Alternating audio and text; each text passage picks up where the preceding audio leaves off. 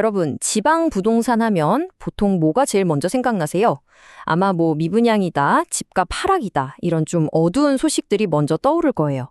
그런데 말이죠. 이 침체기라는 통념 뒤에서 아주 조용히 그리고 꾸준하게 가격이 오르는 도시들이 있다면 어떨까요?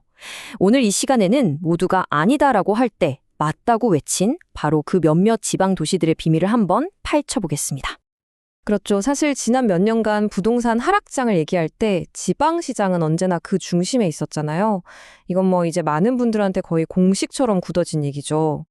자, 그런데 바로 이 데이터가 그 공식의 균열을 내기 시작합니다. 물론 서울의 상승률만큼은 아니지만 여기 전주와 울산 같은 도시들이 분명하게 플러스 성장을 기록한 게 보이실 겁니다. 모두가 떨어진다고 믿었던 시장에서 아니 대체 무슨 일이 벌어지고 있는 걸까요? 바로 이 지점. 이게 오늘 우리가 풀어야 할 핵심 미스터리입니다. 남들이 모두 내려갈 때 홀로 상승한 도시들. 과연 이 도시들한테는 어떤 공통점이 숨어 있는 걸까요? 좋습니다. 그럼 지금부터 2025년 시작에 숨겨진 주인공들, 그 도시들을 한번 제대로 파헤쳐보겠습니다. 과연 어디였을까요? 자, 보세요. 울산, 전주, 안동, 진주. 와, 생각보다 꽤 많은 도시들이 이 상승 대열에 합류했죠. 이건 그냥 우연이라고 보기는 어렵습니다. 특정 조건을 갖춘 지역에서 공통적으로 나타나는 하나의 패턴이라고 볼 수 있는 거죠. 근데 진짜 놀라운 건요. 이게 그냥 좀 회복했다. 이 수준이 아니라는 거예요. 이전 최고가를 갈아치운 사례까지 나왔다는 겁니다. 아니, 모두가 얼어붙은 시장에서 신고가라니요. 이건 정말 이례적인 일이죠.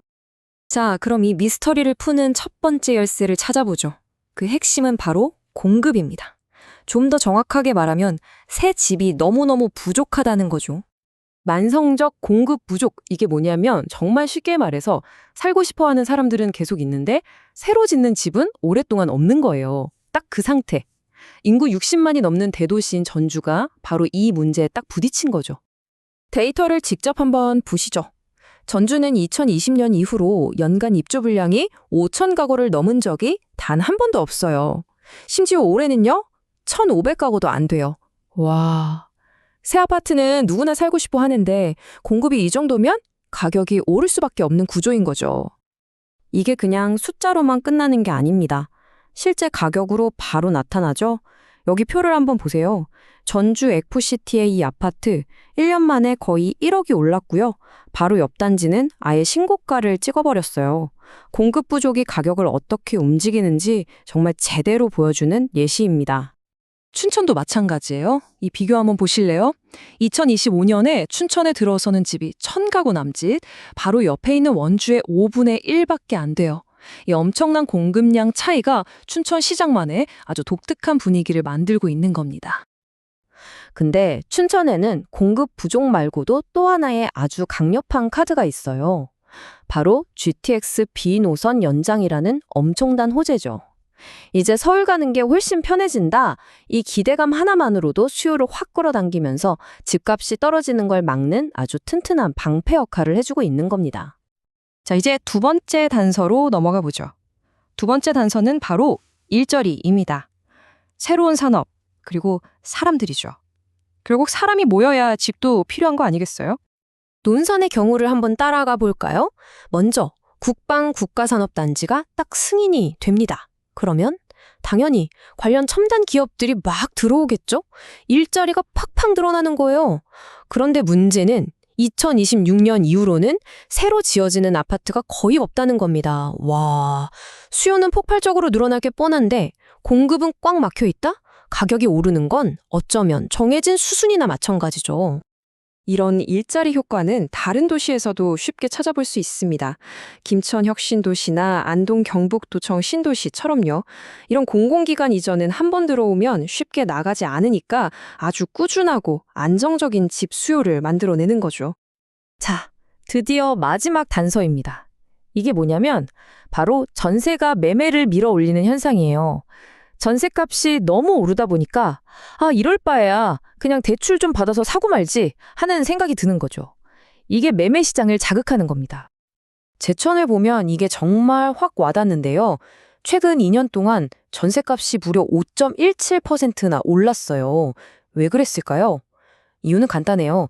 새 아파트 공급이 깍 끊기면서 전세로 나올 물건 자체가 너무 귀해진 겁니다. 5.17%? 이게 얼마나 높은 거냐면요. 같은 기간에 충청북도 전체 평균이 1.43%였거든요. 거의 3배가 넘는 상승률이에요.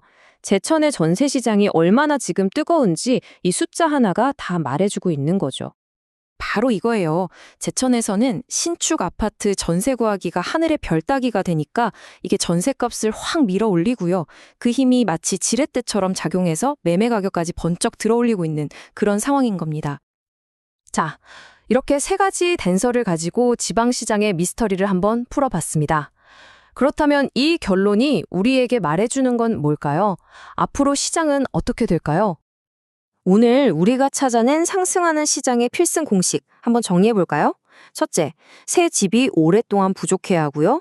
둘째, 산업단지나 교통 같은 큰 개발 호재, 그리고 안정적인 일자리가 있어야 합니다. 그리고 마지막 셋째, 전세 시장이 뜨거워서 매매가를 밀어 올려줘야 하죠. 이 3가지가 딱 맞아떨어진 곳들이 바로 이번 상승장의 주인공들이었던 겁니다. 근데 더 중요한 게 있습니다. 이 도시들이 어쩌면 전체 지방 시장이 회복된다는 걸 미리 알려주는 신호탄일 수도 있다는 거예요. 실제로 2025년 하반기부터 지방 전체적으로 회복 기미가 보이기 시작했거든요. 이 도시들이 그 시작을 알린 셈이죠.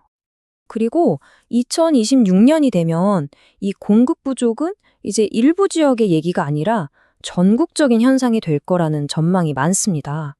그렇게 되면 어떻게 될까요? 돈이 아무데나 가는 게 아니라 수요가 확실한 핵심 지역에 새 아파트로만 몰리는 현상, 이른바 옥석 가리기가 훨씬 더 심해질 수밖에 없겠죠. 자, 전국적으로 새 집이 부족해지는 시대가 온다면 과연 오늘 우리가 찾아낸 이 공식을 만족시키는 다음 숨겨진 승자는 어디가 될까요? 여러분도 한번 직접 찾아보시는 건 어떨까요?